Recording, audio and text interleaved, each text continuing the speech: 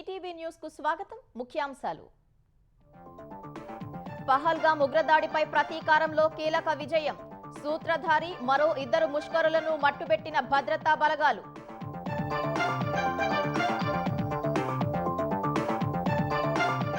పాక్ను శిక్షించే దిశలో లక్ష్యాలు నెరవేరాయన్న Rajnath.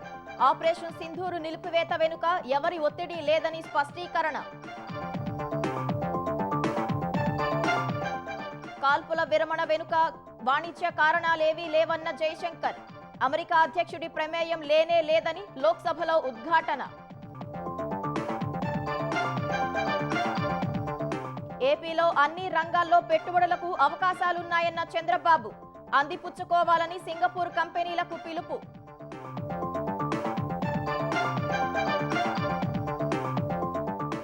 Green energy, subsea cable రంగంలో ఏపీతో పనిచేసేందుకు సింగపూర్ సంసిద్ధత. హౌసింగ్ ప్రాజెక్టుల్లో సహకారానికి హామీ. ఎంబీబీఎస్ సీట్ల భర్తీకి స్థానికతపై చర్చించిన తెలంగాణ కేబినెట్. బీసీ రిజర్వేషన్లు తేలిన తర్వాతే స్థానిక ఎన్నికలకు వెళ్లే అంశంపై చర్చ. తెలంగాణ హైకోర్టుకు 4 కొత్త న్యాయమూర్తులు. న్యాయవాదుల కోటాలో నియామకానికి రాష్ట్రపతి ఆమోద ముద్ర.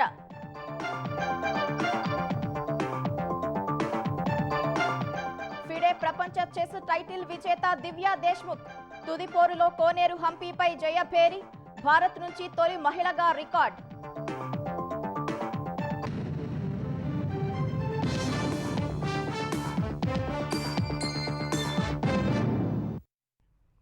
పహల్గామ్ ఉగ్రదాడికి పాల్పడిన ముష్కరులే లక్ష్యంగా జమ్మూ కశ్మీర్లో ప్రత్యేక ఆపరేషన్ చేపట్టిన భద్రతా బలగాలు 3 ఉగ్రవాదులను హతమార్చాయి.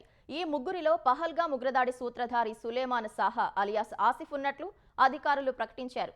మిగిలిన 2 కూడా వేర్వేరు దాడుల్లో పాల్గొన్నట్లు తెలిపారు.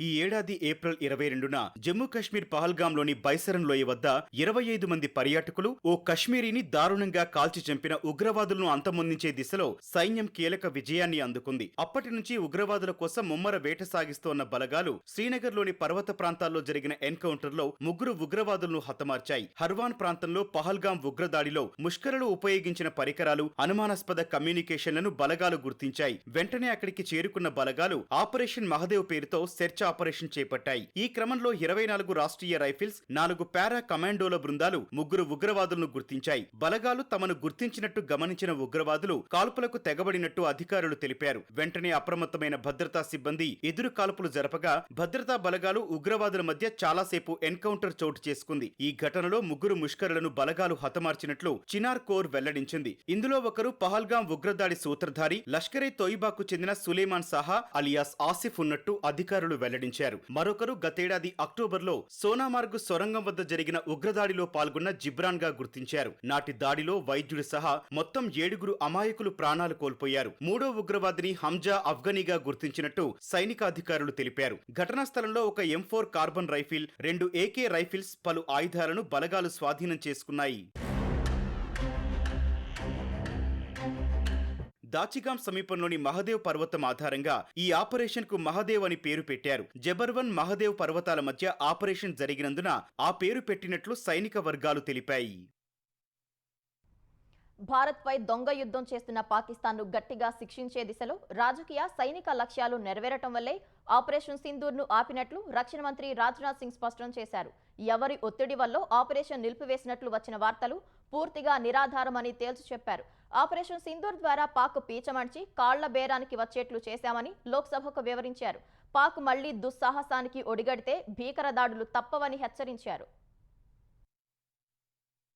పహల్గామ్ ఉగ్రదాడి తర్వాత చేపట్టిన ఆపరేషన్ సింధూర్పై లోక్సభలో చర్చను ప్రారంభించిన రక్షణ మంత్రి రాజ్నాథ్ సింగ్ దేశం కోసం ప్రాణత్యాగం చేసిన సైనికులకు నివాళులర్పించారు. పహల్గామ్ దాడి జరిగిన వెంటనే భారత సైనిక బలగాలు ఆపరేషన్ సింధూర్ను చేపట్టి 100 మందికి పైగా ఉగ్రవాదులు, వారి శిక్షకులు, నిర్వాహకులు ఉన్న 9 ఉగ్ర శిబిరాలను పూర్తి ఖచ్చితత్వంతో ధ్వంసం చేశాయని తెలిపారు. మొత్తం ఆపరేషన్ 22 నిమిషాల్లోనే ముగిసిందన్న ఆయన ఆయా ఉగ్రతండాల్లో జైషే మహమ్మద్, లష్కరే తోయిబా, హిజ్బుల్ ముజాహిదీన్ ఉగ్రవాదులు ఉన్నారని జరిగాయని వివరించారు. ఈ క్రమంలో పాక్ దాడులను సమర్థంగా తిప్పికొట్టినట్లు రాజ్నాథ్ వివరించారు. S-400 గగనతల రక్షణ వ్యవస్థ, ఆకాశ క్షిపణి వ్యవస్థ, గగనతల రక్షణ గన్లు పాక్ దాడులను తిప్పికొట్టి వాటి సామర్థ్యాన్ని చాటుకున్నట్లు తెలిపారు. పాకిస్తాన్ ప్రయోగించిన ఆయుధాలు భారత్లోని ఎలాంటి లక్ష్యాలను తాకలేదని తేల్చి చెప్పారు. కొందరు విపక్ష నేతలు ఎన్ని విమానాలు కూలాయని అడుగుతున్నారన్న రాజ్నాథ్ వారి ప్రశ్నలు దేశభక్తిని చాటడం లేదని విమర్శించారు. यह ऑपरेशन उन मासूम परिवारों को न्याय दिलाने के लिए लॉन्च किया गया था जिन्होंने पाक स्पॉन्सर्ड टेररिस्ट अटैक्स में अपने प्रियजनों को खोया था। हमारी सेनाओं ने सिर्फ उनको टारगेट किया जो इन आतंकियों को सपोर्ट करते हुए भारत पर हमला करने की कोशिश में लगातार शामिल थे। ऑपरेशन सिंदूर का ओवरऑल पॉलिटिको मिलिट्री ऑब्जेक्टिव यह था कि आतंकवाद के रूप में प्रॉक्सी वार लड़ रहे पाकिस्तान को सजा दी जाए और इसी वजह से आर्म फोर्सेस को पूरी आजादी दी गई थी कि वो अपने टारगेट खुद चुने और करारा जवाब दें। 10 मई की सुबह जब भारतीय वायुसेना ने पाकिस्तान की मल्टीपल एयरफील्ड पर करारा प्रहार किया तो पाकिस्तान ने हार मान ली। उन्होंने एक कोशिश की, हमारे डीएमओ से बात की, महाराज अब रोक दीजिए, बहुत हो गया। అనంతరం మాట్లాడిన కాంగ్రెస్ సభ్యుడు గౌరవ్ గొగోయ్ పహల్గాం ఉగ్రదాడి జరిగి 100 రోజులు గడిచినా ఇప్పటికీ ప్రభుత్వం నిందితులను పట్టుకోలేకపోయిందన్నారు. ఉగ్రవాదులు మారణకాండకు పాల్పడిన తర్వాత కొందరి సహకారంతో పరారయ్యారని ఆరోపించారు. ఉగ్రవాదులకు మద్దతిచ్చిన వారి గురించి సర్కారు వద్ద జవాబు లేదని విమర్శించారు. పుల్వామా వంటి దాడుల తర్వాత ఉగ్ర మూలాలను ఎందుకు దెబ్బతీయలేకపోయారని ప్రశ్నించారు. పహల్గాంలోకి ఉగ్రవాదులు ఎలా చొరబడ్డారో రక్షణ మంత్రి వివరించలేదని విమర్శించారు. आज सच्चाई सदन में आनी चाहिए, सच्चाई पहलगाम की आनी चाहिए, सच्चाई ऑपरेशन सिंदूर की आनी चाहिए, सच्चाई विदेश नीति की आनी चाहिए। और यही आज हमने सूचना का जो युद्ध वो आज हमने आदरणीय राजनाथ सिंह के भाषण में सुना। बहुत से सूचनाएं दी उन्होंने, लेकिन रक्षा मंत्री होने के नाते ये नहीं कहा कि पहलगाम में दहशतगर्द कैसे आए। बेसारन में जहां पर 1000 लोग जाते हैं, खुशियां मनाते हैं, कैसे 5 दहशतगर्द वहां पर जाकर 26 लोगों की गोलियों से छलनी करते हैं। ये सूचना रक्षा मंत्री ने नहीं दी। అనంతరం పలువురు అధికార విపక్ష సభ్యులు తమ అభిప్రాయాలను వ్యక్తం చేశారు. మంగళవారం రాహుల్ గాంధీ మాట్లాడనుండగా చర్చ అనంతరం ప్రధాని మోదీ సమాధానం ఇవ్వనున్నారు. ఆపరేషన్ సింధూర్ విరమణలో భారత్ పాక్ మధ్య ఎవరి మధ్యవర్తిత్వం లేదని విదేశాంగ మంత్రి జయశంకర్ లోక్సభలో స్పష్టం చేశారు. పాక్ అణ్వస్త్ర బెదిరింపులకు భారత్ ఎప్పుడూ తలగ్గలేదన్నారు. దాడులు ఆపాలని పాక్ డీజీఎంఓ ద్వారా అభ్యర్థన వచ్చినందునే విరమణకు అంగీకరించినట్లు తెలిపారు. అమెరికా అధ్యక్షుడు డొనాల్డ్ ట్రంప్ కాల్పుల విరమణ కోసం భారత్తో ఎలాంటి సంప్రదింపులు జరపలేదని తేల్చి చెప్పారు. పహల్గాం ఉగ్రదాడిని 193 దేశాలు ఖండిస్తే 3 దేశాలు మాత్రమే పాక్కు అనుకూలంగా మాట్లాడినట్లు చెప్పారు. Our position was, if Pakistan was ready, we needed to get this as a request from the Pakistani side through the DGMO channel. Now, I want to make 2 things very clear, sir. One, at no stage in any conversation with the United States was there any linkage with trade and what was going on.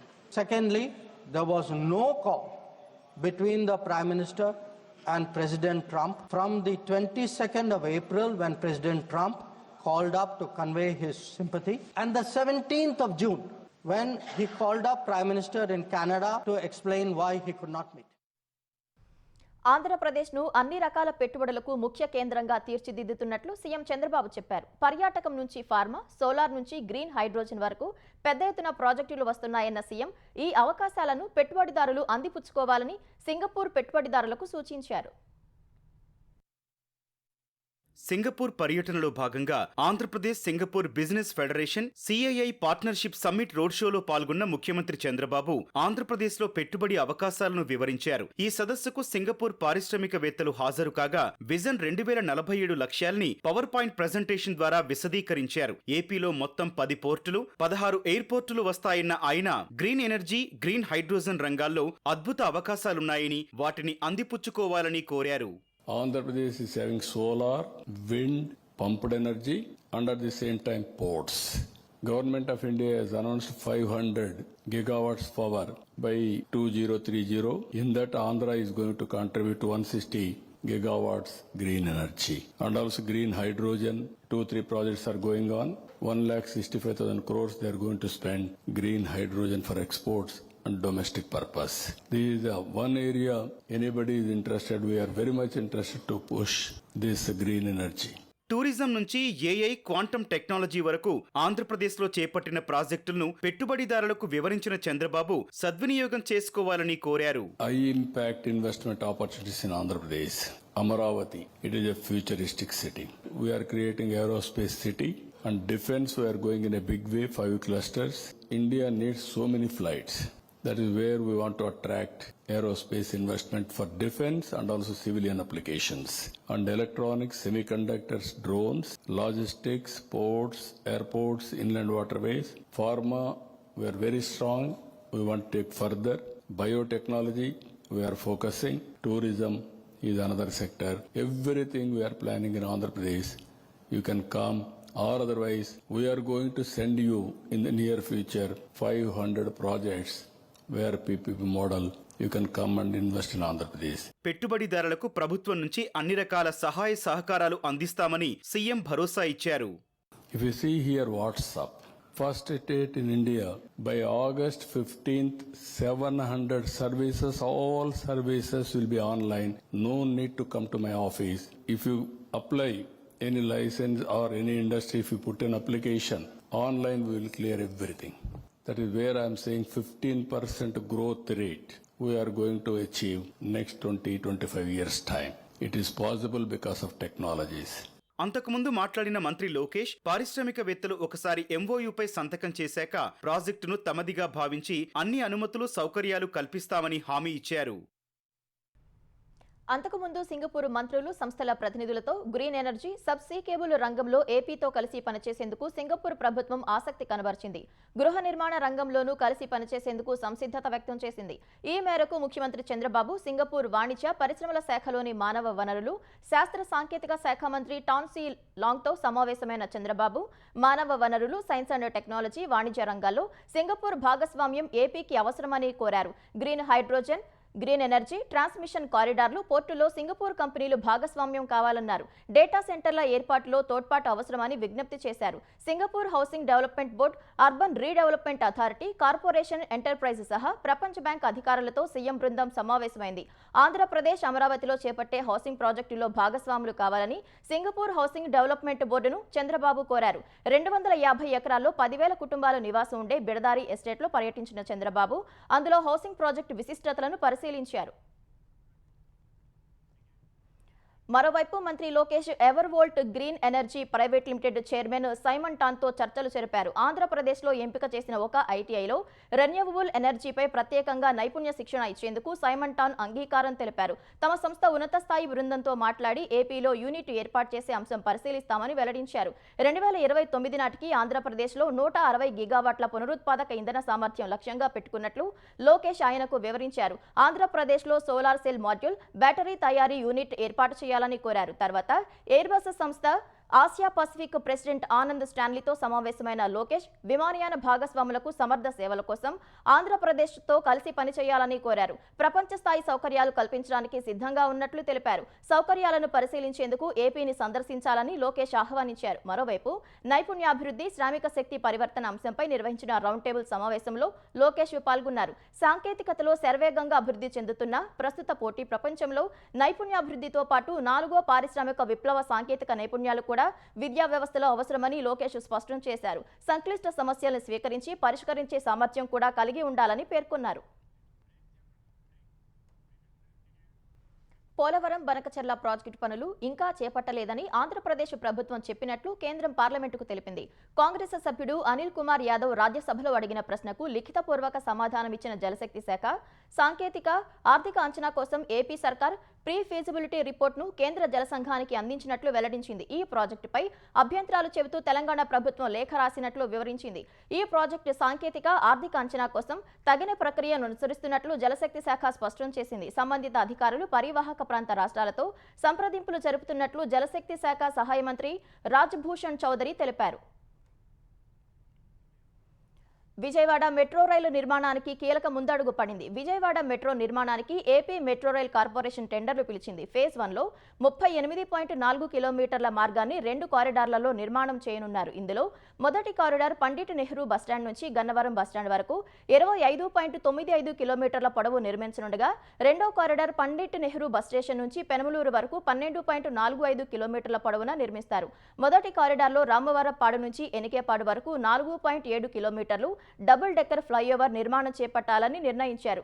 2 కారిడార్లలో కలిపి 32 చోట్ల metro స్టేషన్లు, ఒక చోట under ground metro స్టేషన్తో కలిపి నిర్మాణానికి టెండర్లు పిలిచారు. EPC విధానంలో టెండర్లు పిలవగా 10,118 కోట్ల వ్యయ అంచనాలతో విజయవాడలో ఫేజ్ 1 నిర్మాణాన్ని చేపట్టనున్నారు. ఆంధ్రప్రదేశ్ మద్యం ముడుపుల కేసులో 12 మంది నిందితుల అరెస్టుకు కోర్టు వారెంట్లు జారీ చేసింది. ఈ కేసుకు సంబంధించి పరారీలో ఉన్న 12 మంది నిందితులను అరెస్టు చేసేందుకు వారెంట్లు జారీ చేయాలని సిట్ కోర్టును ఆశ్రయించింది. ఈ విజ్ఞప్తిని పరిశీలించిన కోర్టు 12 మందిని అరెస్టు చేసేందుకు అనుమతి ఇచ్చింది. ఈ మేరకు మద్యం కేసులో నిందితులు అవినాష్ రెడ్డి, అనిరుద్ రెడ్డి, పురుషోత్తం, షేక్ సైఫ్, ఈశ్వర్ కిరణ్ కుమార్ రెడ్డి, బొల్లారం శివ, రాజీవ్ ప్రతాప్, సైమన్, కొమారెడ్డి అవినాష్, మోహన్ కుమార్, అనిల్ కుమార్ రెడ్డి, సుజలా బెహ్రలను అరెస్టు చేసేందుకు కోర్టు వారెంట్ జారీ చేసింది. అటు ఇదే కేసులో చెవిరెడ్డి భాస్కర్ రెడ్డి దాఖలు చేసిన బెయిల్ పిటిషన్ను విజయవాడ ఏసీబీ కోర్టు కొట్టేసింది. బీసీలకు 42% రిజర్వేషన్లు కల్పిస్తూ శాసనసభ ఆమోదించి పంపిన బిల్లును సత్వరమే ఆమోదించాలని విజ్ఞప్తి చేసేందుకు రాష్ట్రపతిని కలవాలని తెలంగాణ కేబినెట్ నిర్ణయించింది. ఇందుకోసం ఆగస్టు 5, 6, 7 తేదీల్లో ఢిల్లీ వెళ్లి రాష్ట్రపతిని కలవాలని తీర్మానించారు. ఈ 3 రోజుల్లో రాష్ట్రపతిని కలిసేందుకు ముఖ్యమంత్రి రేవంత్ రెడ్డి సహా తెలంగాణ మంత్రులు ఢిల్లీ వెళ్తారని, ఈ పర్యటన కోసం బీసీ సంఘాలు కదిలి ఢిల్లీ రావాలని కేబినెట్ భేటీ తర్వాత తెలంగాణ బీసీ సంక్షేమ శాఖ మంత్రి పొన్నం ప్రభాకర్ తెలిపారు. ఆగస్టు 5, 6, 7 3 రోజులు రాష్ట్రపతి గారు అపాయింట్మెంట్ అడిగి దేశంలో ఉన్నటువంటి కాంగ్రెస్ పార్టీ మిత్రపక్షాలతో సహా 100 మంది ఎంపీల పైన, రాజ్యసభ సభ్యులతో సహా తెలంగాణలో ఉన్నటువంటి ప్రతి శాసనసభ్యుడు, శాసనమండలి సభ్యుడు, ఎంపీలు, మంత్రులందరం కూడా 5, 6, 7 ఢిల్లీకి వెళ్తా ఉన్నాం. తెలంగాణలో ఉన్నటువంటి బీసీ మేధావులు, బీసీల నాయకులు, కుల సంఘాల నాయకులు ఆనాడు ఏ జాయింట్ యాక్షన్ కమిటీ వేసుకొని తెలంగాణ ఉద్యమం కొరకు పోరాడినో ఇవాళ ఇది ఒక కీలకమైనటువంటి దశ. 42% రిజర్వేషన్ ఆకాంక్షించే వాళ్ళందరూ ఢిల్లీకి రమ్మని కూడా కోరుతున్నాం. ఇదే సమయంలో ఎంబీబీఎస్ సీట్ల భర్తీకి అనుసరించాల్సిన విధి విధానాలపై చర్చించిన కేబినెట్ అడ్వకేట్ జనరల్ సలహా మేరకు ముందుకెళ్లాలని నిర్ణయించినట్లు తెలిసింది. ఈ అంశంపై ఏజీతో చర్చించి తుది నిర్ణయం తీసుకోవాలని వైద్యారోగ్య శాఖ మంత్రి దామోదర రాజనరసింహకు ముఖ్యమంత్రి రేవంత్ రెడ్డి సూచించారు. ఈ మేరకు ఆయన కేబినెట్ సమావేశం నుంచి ఏజీ వద్దకు వెళ్లారు. తెలంగాణ విద్యార్థుల ప్రయోజనాలు కాపాడే విధంగా కోర్టులో వాదనలు వినిపించాలని అడ్వకేట్ జనరల్ సుదర్శన్ రెడ్డికి మంత్రి విజ్ఞప్తి చేశారు. ఇందుకు అవసరమైతే సీనియర్ న్యాయవాదుల సహకారం తీసుకోవాలని సూచించారు. ఆగస్టు 5న సుప్రీంకోర్టులో ఈ అంశంపై విచారణ జరగనున్నందున స్థానిక విద్యార్థుల ప్రయోజనాలు కాపాడే విధంగా ముందుకెళ్లాలని మంత్రి ఏజీని కోరారు.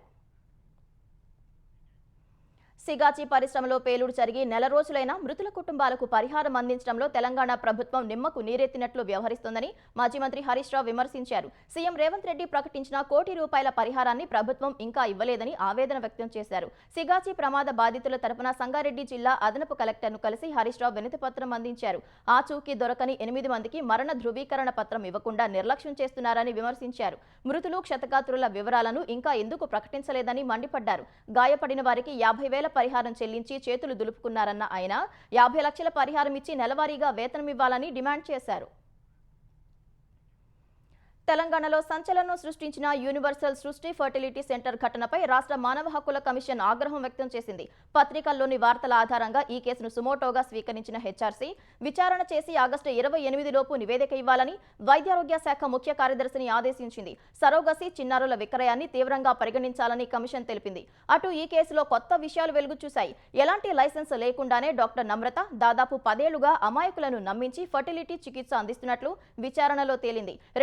2016లో ఓ జంటకు సరోగసి ద్వారా సంతానం పొందవచ్చని నమ్మించి ఓ బిడ్డను సరోగసి ద్వారా పుట్టినట్లు దంపతులకు అప్పగించింది. బిడ్డ DNA మ్యాచ్ కాలేదని ఆ దంపతులు అప్పట్లోనే కేసు చేయడంతో మెడికల్ కౌన్సిల్ 5 ఏళ్ల పాటు నమ్రత లైసెన్స్ ను రద్దు చేసింది. ఇటీవల తిరిగి లైసెన్స్ కోసం నమోదు చేసుకోగా కేసు పెండింగ్ లో ఉండటంతో లైసెన్స్ ఇచ్చేందుకు తెలంగాణ మెడికల్ కౌన్సిల్ నిరాకరించింది. 25 ఏళ్ల యువకుడు గుండెపోటుతో చనిపోయిన విషాదకర ఘటన హైదరాబాద్లో చోటు చేసుకుంది. రాకేష్ అనే యువకుడు గత రాత్రి ఉప్పల్ భగాయత్లో షటిల్ ఆడుతూ ఒక్కసారిగా కుప్పకూలిపోయాడు. హుటాహుటిన ఆసుపత్రికి తరలించగా అప్పటికే చనిపోయినట్లు వైద్యులు నిర్ధారించారు. ఖమ్మం జిల్లా తల్లాడకు చెందిన గుండ్ల రాకేష్ హైదరాబాద్లోని ఓ ప్రైవేట్ సంస్థలో పనిచేసేవాడు. హైదరాబాద్ గోల్కొండ సమీపంలో చిరుత సంచారం కలకలం రేపింది. ఇబ్రహీంబాగ్ మిలిటరీ ప్రాంతంలో ఈ తెల్లవారుజామున చిరుత రోడ్డు దాటుతున్న దృశ్యాలు అక్కడి సీసీ కెమెరాలో రికార్డయ్యాయి. ఇబ్రహీంబాగ్ మిలిటరీ ప్రాంతం నుంచి రోడ్డు దాటిన చిరుత తారామతి వెనుక ఉన్న మూసీ వైపు వెళ్లినట్లు భావిస్తున్నారు. చిరుత కదలికలపై గోల్కొండ పోలీసులు అటవీశాఖ అధికారులకు సమాచారం ఇచ్చారు. కొన్ని రోజుల నుంచి మంచిరేవుల గ్రేహౌండ్స్, నార్సింగ్ ప్రాంతాల్లో తిరుగుతున్న చిరుత అక్కడ 4 బోన్లు ఏర్పాటు చేసినప్పటికీ తప్పించుకు తిరుగుతోంది. ఇప్పుడు లంగర్ హౌస్ నుంచి నార్సింగ్ వెళ్లే ప్రధాన రహదారిపై కనిపించడంతో స్థానికులు ఆందోళనకు గురవుతున్నారు. తెలంగాణ హైకోర్టులో 4 కొత్త న్యాయమూర్తులను రాష్ట్రపతి ద్రౌపది ముర్ము నియమించారు. గౌస్ మీరా మొహియుద్దీన్, సుద్దాల చలపతిరావు, వాకిటి రామకృష్ణారెడ్డి, గాడి ప్రవీణ్ కుమార్ హైకోర్టు న్యాయమూర్తులుగా నియమితులయ్యారు. న్యాయవాదుల కోటా నుంచి వారి పేర్లను సుప్రీంకోర్టు కొలీజియం ప్రతిపాదించగా ఈ ప్రతిపాదనలకు రాష్ట్రపతి ఆమోద ముద్ర వేశారు. ఈ మేరకు న్యాయశాఖ ఉత్తర్వులు జారీ చేసింది. ఇదే సమయంలో మధ్యప్రదేశ్ గౌహతి హైకోర్టులకు అదనపు జడ్జిలను నియమిస్తూ న్యాయశాఖ ఉత్తర్వులు ఇచ్చింది. ఆంధ్రప్రదేశ్ హైకోర్టు న్యాయమూర్తిగా జస్టిస్ భట్టు దేవానంద్ ప్రమాణ స్వీకారం చేశారు. ప్రధాన న్యాయమూర్తి జస్టిస్ ధీరజ్ సింగ్ ఠాకూర్ జస్టిస్ దేవానంద్తో ప్రమాణం చేయించారు. ఈ కార్యక్రమానికి హైకోర్టు న్యాయమూర్తులు, న్యాయవాదులు హాజరయ్యారు. జస్టిస్ భట్టు దేవానంద్ను మద్రాసు హైకోర్టు నుంచి ఏపీ హైకోర్టుకు బదిలీ చేస్తూ ఇటీవల కేంద్ర న్యాయశాఖ నోటిఫికేషన్ జారీ చేసింది. గతంలోనూ ఏపీ హైకోర్టులో న్యాయమూర్తిగా ఆయన పనిచేశారు. జస్టిస్ దేవానంద్ రాకతో ఏపీ హైకోర్టులో న్యాయమూర్తుల సంఖ్య 29కి చేరింది. భారత్ అమెరికా మధ్య వాణిజ్య ఒప్పందంపై అనిశ్చితి కొనసాగడం సహా బ్యాంకింగ్ రంగ సంస్థల వాటాల విక్రయానికి మదుపరులు మొగ్గు చూపిన వేళ దేశీయ స్టాక్ మార్కెట్లు వరుసగా 3వ సెషన్లో నష్టాలు చవిచూశాయి. గత 2 సెషన్లలో 1263 పాయింట్లు తగ్గిన సెన్సెక్స్ ఇవాళ మరో 572 పాయింట్లు పతనమైంది. ఉదయం 81,300 పాయింట్ల వద్ద బీఎస్ఈ సూచీ ప్రారంభమైంది. మొదట్లో కొనుగోళ్ల మద్దతుతో 81,557 పాయింట్ల గరిష్ట స్థాయి నమోదు చేసింది. తర్వాత అమ్మకాలు పెరిగి 80,776 పాయింట్ల కనిష్ట స్థాయికి పడిపోయింది. చివరకు 80,891 పాయింట్ల వద్ద స్థిరపడింది. జాతీయ స్టాక్ ఎక్స్చేంజి సూచీ నిఫ్టీ 156 పాయింట్లు తగ్గి 24,681 పాయింట్ల వద్ద ముగిసింది. అంతర్జాతీయ మహిళల చెస్లో భారత్ చరిత్ర సృష్టించింది. మొట్టమొదటిసారి మహిళల చెస్ ప్రపంచ కప్ ఛాంపియన్గా భారత్ నిలిచింది. అంతర్జాతీయ చెస్ సమాఖ్య ఫిడే నిర్వహించిన మహిళల ప్రపంచ కప్ టైటిల్ పోరులో మహారాష్ట్ర నాగ్పూర్కు చెందిన దివ్యా దేశ్ముఖ్ ఛాంపియన్గా నిలిచింది. టై బ్రేకర్ వరకు సాగిన తుది పోరులో ఆంధ్రప్రదేశ్కు చెందిన కోనేరు హంపీపై దివ్యా దేశ్ముఖ్ జయభేరి మోగించింది. ఫిడే మహిళల చెస్ ప్రపంచ కప్ టైటిల్ గెలుచుకుంది. తుది పోరులో భాగంగా శని, ఆదివారాలు జరిగిన 2 గేమ్లు డ్రా కావడంతో ఇవాళ కోనేరు హంపి, దివ్యా దేశ్ముఖ్ మధ్య టై బ్రేకర్ జరిగింది. ఈ విజయంతో ఫిడే మహిళల ప్రపంచ కప్ చెస్ టైటిల్ గెలిచిన మొట్టమొదటి భారతీయురాలుగా దివ్యా దేశ్ముఖ్ చరిత్ర సృష్టించింది. ఇదే సమయంలో గ్రాండ్ మాస్టర్ హోదాను దక్కించుకున్న దివ్యా దేశ్ముఖ్ భారత్ నుంచి ఈ హోదాను సాధించిన 4వ మహిళగా రికార్డు సృష్టించింది.